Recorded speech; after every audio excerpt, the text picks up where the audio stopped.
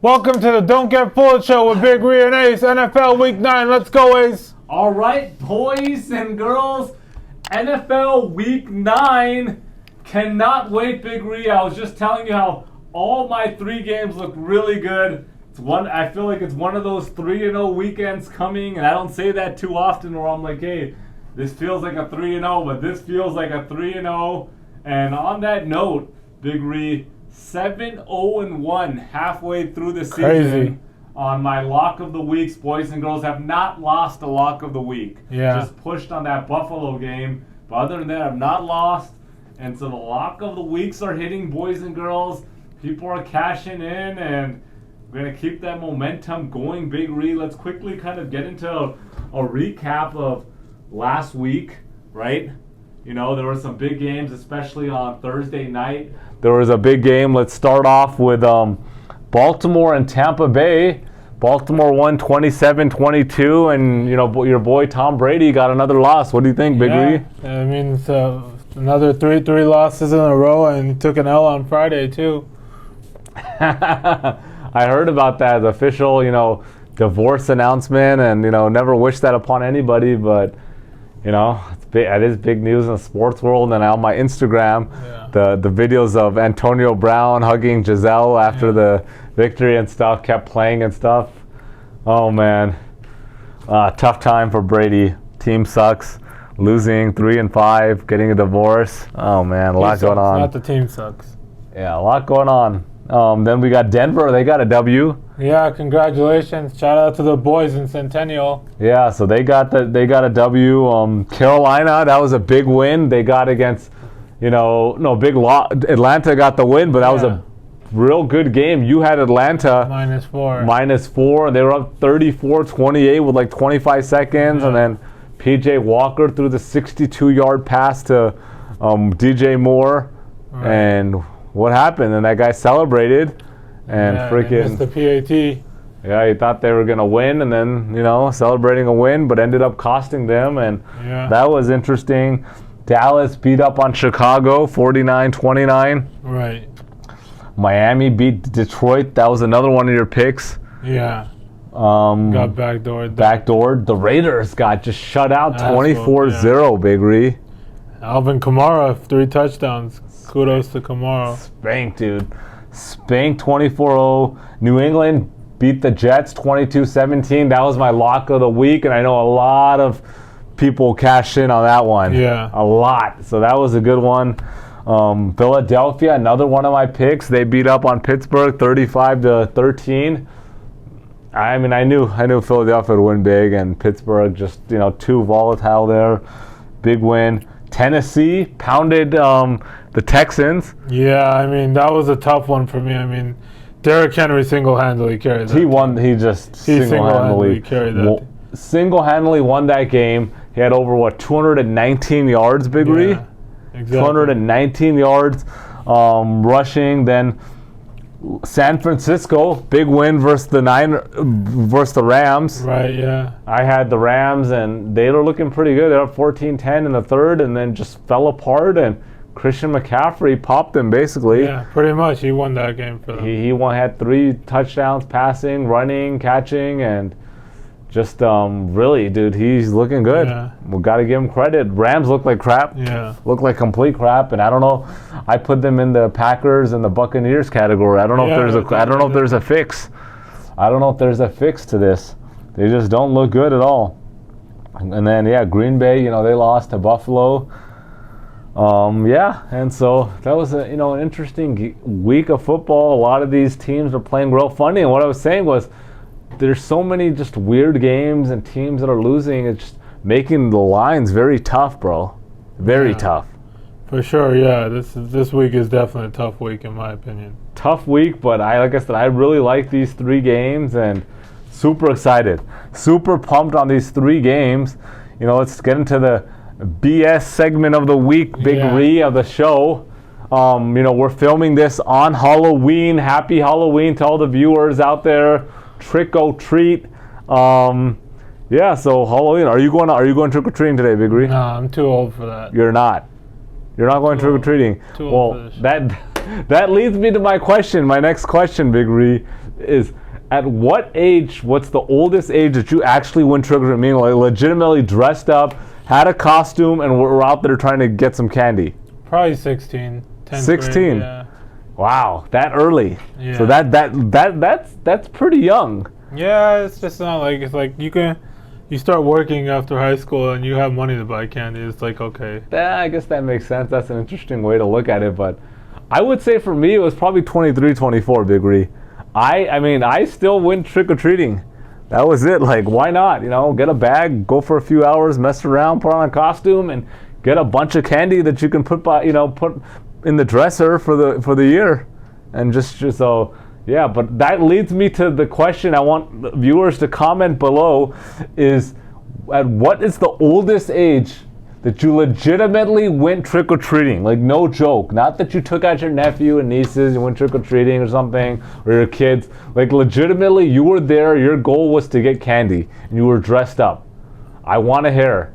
So, comment below the oldest age. I'm really interested to see this. Yeah. But yeah, for me, it was probably 23, around there, I would say. Yeah, trick-or-treating is always fun. You know, we're filming today on Halloween, so can't wait to get out there and hand out some candy to the kids and enjoy the evening. So I'm going to get some hot chocolate, get the abuelita going, get the whipped cream abuelita going, get some hot chocolate, relax, and enjoy the Halloween evening. You want to talk about something? Yeah, what's your favorite candy? Go-to candy? Well, let's put out the options out there right now. Snickers. You got Snickers. Milky Way. Kit Kat. M&M.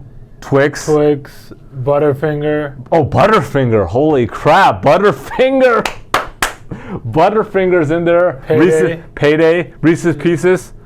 Heath Bar. Heath Bar is another good one. Then we got the Whoppers. Those are in there. Skittles, if you want to. But we're talking about chocolate. Okay. Sour Patch. Those are always good. Airheads are legit too. Airheads are legit. What about you? I gotta go Snickers, but there's one candy I have right here. You brought some candy in? Which people don't talk about and give enough credit. Is Milk Duds. Milk Duds. Yeah. That was not on my list. Milk Duds. So you're a big milk. Like caramel on there, and the inside, chocolate on the outside. So just munch on them. So you like the Milk Duds? Yeah. Those are comparable to the Whoppers, right? The Whoppers. I haven't had Whoppers in a long time. Yeah. And Milk Duds. Yeah. You gonna offer me any Milk Duds? Yeah, to help yourself. No, I'm gonna have a lot of candy later. Okay. So what's your chocolate bar? Like if you're gonna Snickers. That's clear. Yeah, Snickers. Is there a close number two, or is it like Snickers? It's just Snickers. That's it. Okay. So for me, I have a number one, clear number one, but a very close number two. Okay, let's shoot. Number one, absolutely no question. So if anybody wants to, send me or Big Ree some chocolate, Milky Way Dark Midnight. Yeah. Love that. Have not had it. In honor of Halloween, I think on the way home I'll drive and pick one up. Yeah. I mean, love Dark Milky Way Midnight Chocolate. Love it. But number two, I'm going with Butterfinger. Okay. I'm going with Butterfinger as a strong number two. Love Butterfinger, especially when I get the go to Sonic and get the blast and stuff like that, or anywhere and they mix up the candy. I always love getting the Butterfinger mix. Number three, it's close. Maybe Twix. Okay. Twix or Kit Kat is 3 and 4. Yeah, for sure. I can agree on that. For sure. And number 5, probably Snickers. Okay. Snickers is I can make an argument for Snickers to be number 3, maybe even number 2, but I would say Snickers number 5. Getting so pumped about all these chocolates, Big Ree. Oh man, cannot wait to get home and eat some chocolate on Halloween and hot chocolate and chocolate overload, boys and girls. So comment below your favorite chocolate bar. Yeah. Or if you have a candy, if it's Milk Duds or Whoppers or something else, we want to hear it. But your favorite chocolate bar. And if you want to throw in your strong number 2, if it's close, I want to hear 1 and 2. I want to get a tally on this stuff. I would go Twigs too if I had to. You know what? We got to start setting up like a survey. Yeah. And so we can get a survey of what we got number one. But we'll look in the comments and see what was number one.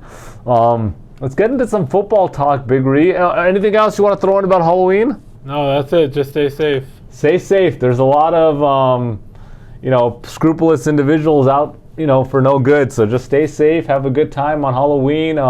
Comes around once a year. Eat that chocolate up. NFL question for you with the Cowboys. What's your thought? Do they get rid of Dak? No, do they get rid of Zeke? At this point, they can't. They're not gonna get like a 6th-round pick for him. You might as well keep him at this point. I agree.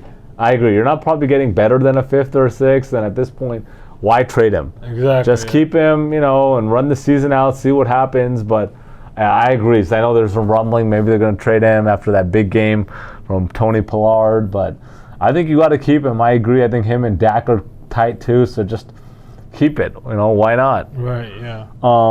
Let's get into my question is on the three teams. First of all, Rams, Buccaneers, or Packers. Which of those 3 teams is more likely to make the playoffs? The Bucs, because they can win the division still. That's true. Okay, so the Rams can still win. The Rams can still win too, but you're going with Buccaneers. Packers have the least chance out of those 3. Yeah, so you're going with Buccaneers. Yeah. Okay, so on that note, you're a big Packers fan. Everyone saw last week. Gun to your head, Packers make the playoffs. I don't know. I'd say it's like 40-60 right now. 40% chance they make it, 60% chance they don't. So gun to your head, you would say no? Probably. I gotta be more realistic. Yeah, realistic. That's very mature of you, Big Ree. Very mature that you're gonna say, like, a lot of fans, even when they know their team sucks and they're like jumping on them, like, no, they're gonna win, they're gonna make it.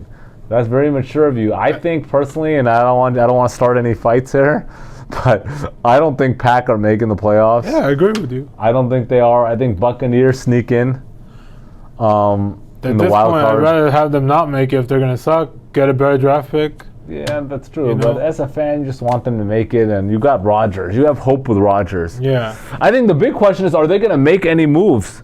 Yeah, there's a few hours left in the trade deadline. Yeah, got about. Can they make some moves? 15 hours left. Get the guy some help. Let's see. I would get somebody. And I know you're talking about how they should be running the ball more. Yeah. With Dillon and Jones, but get him some help. Get him one more receiver. Yeah. And then hopefully Watkins can stay healthy. Watson's there. That's the thing, though. Even with Watson got hurt, Cobb was already out, and then they're just getting down receivers. Watkins was out. Like, yeah. No, but I'm saying, like, if they can get one more person and then some of these guys stay healthy, then you never know. Yeah.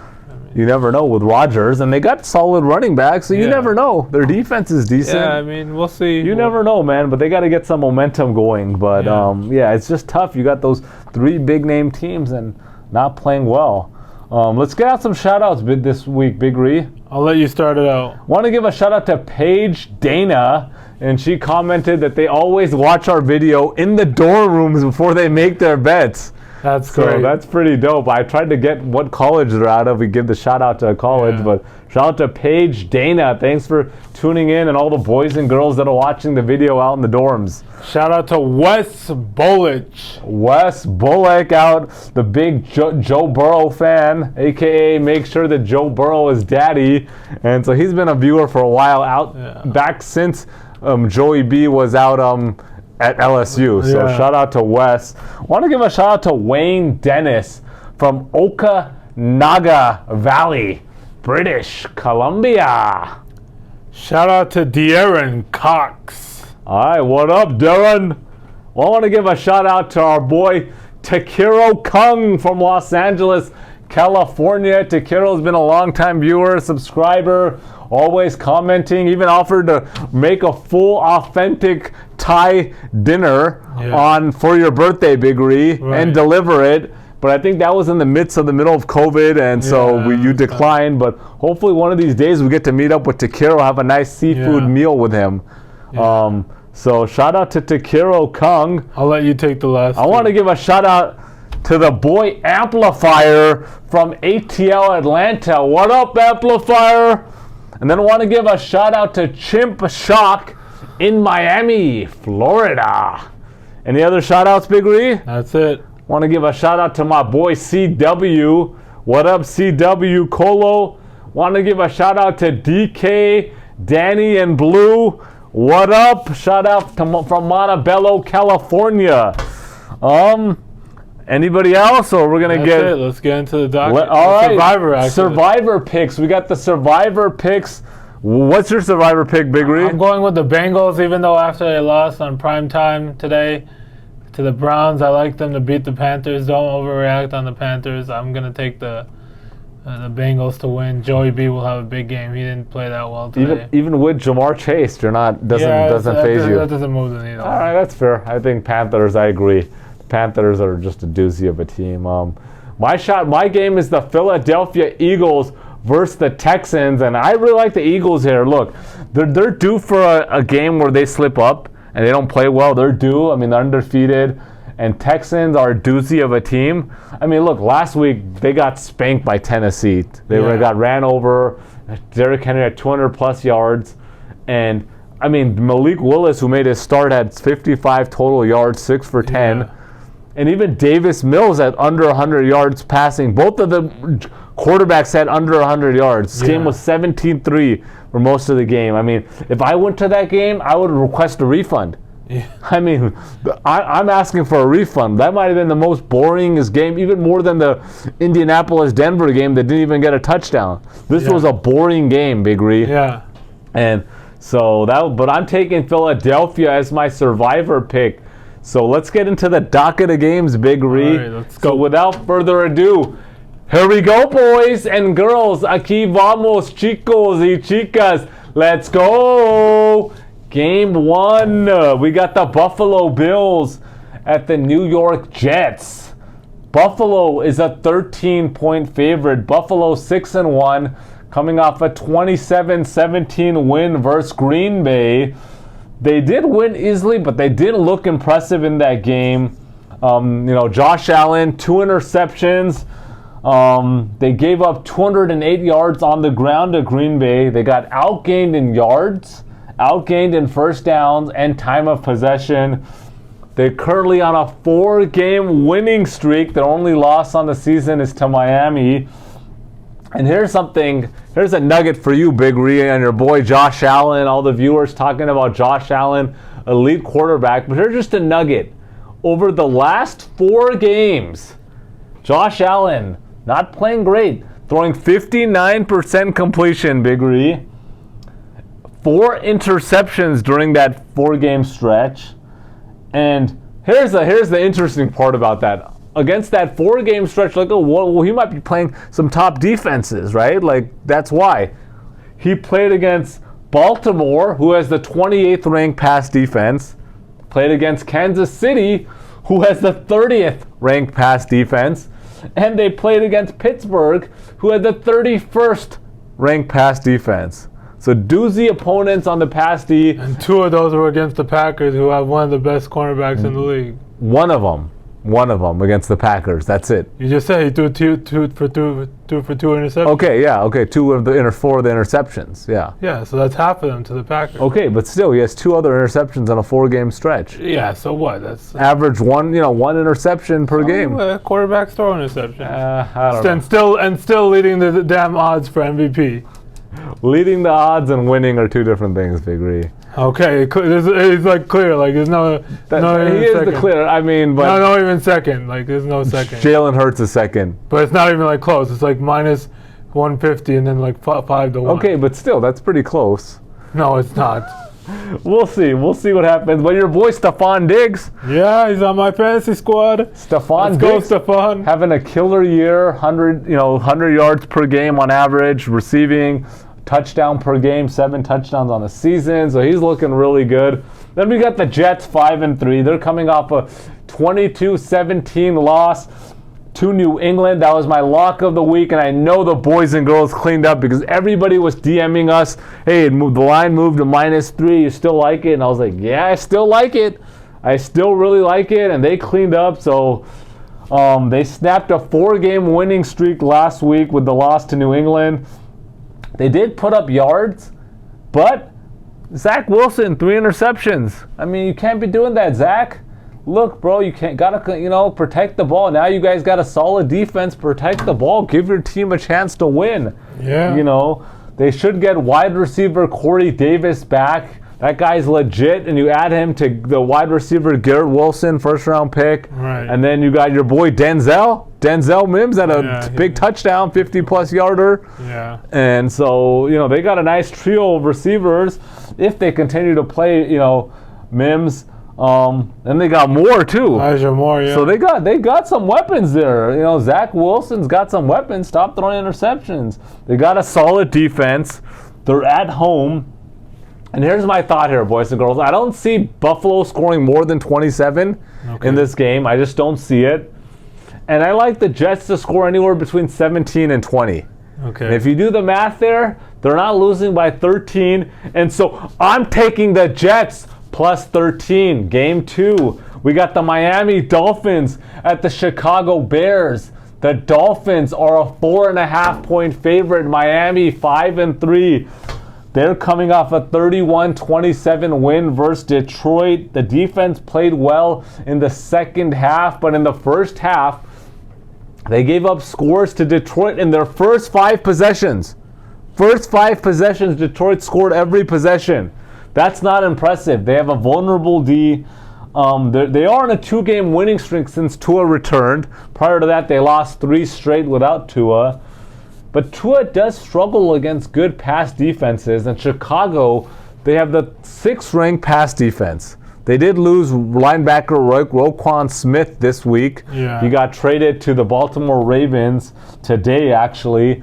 But they still have a strong pass D. Miami giving up 24 points per game on average. That's a lot. And this is a back-to-back road game for Miami. Then we got Chicago, who is 3-5, coming off a 49-29 beatdown to Dallas. They have lost 4 of their last 5 games since starting 2-1. But 4 of their last 5 games have been on the road. Yeah. So they got road games. They're 2-1 at home. The only loss was a 12-7 loss to Washington, which they should have won that game. They were on the 1st and goal on the 5, and they couldn't, punch it in to win the game. But other than that, they should have won. They're a good home team. Justin Fields playing much better in the last 5 games, averaging over 150 yards in the air, over 65 yards on the ground. He's running it. He definitely looks much more comfortable and confident now. They got 2 running backs in Khalil Herbert and Montgomery, and they're at home. They're a good home team, and I don't see them, I just don't see Miami covering this. And so I'm taking Chicago plus 4.5. All right, game 3, boys and girls. We got the Seattle Seahawks at the Arizona Cardinals. The Cardinals are a 1.5-point favorite. Seattle 5-3, coming off a 27-13 win versus the Giants. I am not impressed with Seattle, and I'm not impressed with the Giants either, so I don't give them that much credit on the win. Giants, they've won. They had a good record, but not impressed there. Seattle has won 4 of their last 5 games. Geno Smith having a really good year. 72% completion, 13 touchdowns, and 3 interceptions. So he's having a good year. But let's not get excited about Geno Smith, guys. Stop it. Look, there's a reason why he's barely starting again at the age of 32. He didn't play well when he got drafted by the Jets, and he had 2 seasons there. Didn't play good. And there's a reason why he's thrown only about 195 passes over the last 6 years. There's a reason, Big Ree. There's a reason. Pete Carroll makes his quarterbacks. And I know you're going to say that Russell's, it's proven that Russell was a system quarterback, and Geno Smith, but dude, he's playing really good. Do you really think he's going to keep this up? Yeah, he's going to keep it up the whole season as long as he's under Pete Carroll's wing. I don't know. I don't see that happening. I'll give credit to running back Kenneth Walker Jr., the rookie running back out of Michigan State. He's looking good. But they don't have a great offense, and they don't have a great defense, Big Ree. They have a great offense, I would say so. Stop it, come on. Metcalf and Lockett are great wide receivers. Metcalf's legit, Lockett's legit, but when you have a good quarterback, too, they have a good quarterback. To say they have a great offense, They have a top 10 offense, in my opinion. I think they're more 13 to 18 range, and I just think they're a mediocre team overall. Like you got to have something. You got to be really good at something, and I'm just not seeing that. But look, let's see. Maybe Geno Smith could end up having a great season. Looks like it right now, but we'll see. Then we got Arizona 3-5, coming off a 34-26 loss to Minnesota. They blew that game. They should have won. They played well, but they had a few untimely turnovers. There was the difference there, and they have stayed competitive. Other than the game one when they got blown out by Kansas City, they've stayed competitive despite a tough schedule and despite Hopkins being suspended. Kyler Murray playing well. He's playing really good, and I'm more happy that he's running as of late. Yeah. He's running, and that makes him so dynamic when he runs, and he's starting to run. Ever since my rant in week 4 that this guy needs to run more, he's doing it, and I'm glad for that. They're at home here. This is an easy one, boys and girls. Don't get fooled. This is my lock of the week. I'm taking Arizona minus 1.5. All right, Big Ree, let's go. The first game I got is the Vikings traveling to the capital of the nation, D.C., to take on the Washington Commanders. Bam. The current spread is Commanders minus 3.5. We got the Vikings 6-1 coming off a 34-26 win versus the Cardinals. Commanders 4-4 coming off a 17-16 win versus the Colts. Vikings are a great team and much better team here offensively for sure and defensively. Dalvin Cook, Justin Jefferson, Adam Thielen, Irv Smith, Kirk Cousins, Zadarius Smith. This matchup looks lopsided. Spread should be 6.5 to 7. This is going to be a Vegas special. The A's don't get fooled. I really like the Commanders here. I like the Commanders plus 3.5. I'm taking the Commanders plus 3.5. The next game I got is Monday Night Football. We got the Baltimore Ravens traveling to New Orleans to take on the Saints. The current spread is Ravens minus 3. Ravens 5-3 coming off a 27-22 win versus the Bucs Thursday night. Saints coming off a blowout win versus the Raiders 24-20 to 3-5. Alvin Kamara physically carried that team, 3 touchdowns. The Ravens traded for Roquan Smith, as Ace mentioned. I really like this Ravens defense. I really like the Saints defense as well. So all signs are pointing to an under game, even though with talented offenses. So I'm taking under 48.5. That's my lock. And I'm taking the Ravens minus 3 as well. Wow, so you're doubling up on Monday night. Yeah. Doubling up. You really like this game, so you're going to have a fun Monday night. For sure. Because I know you're going big on this game. Okay, anything else you want to throw in before we log off? That's it. Just make sure to like, subscribe, comment. Peace out, guys.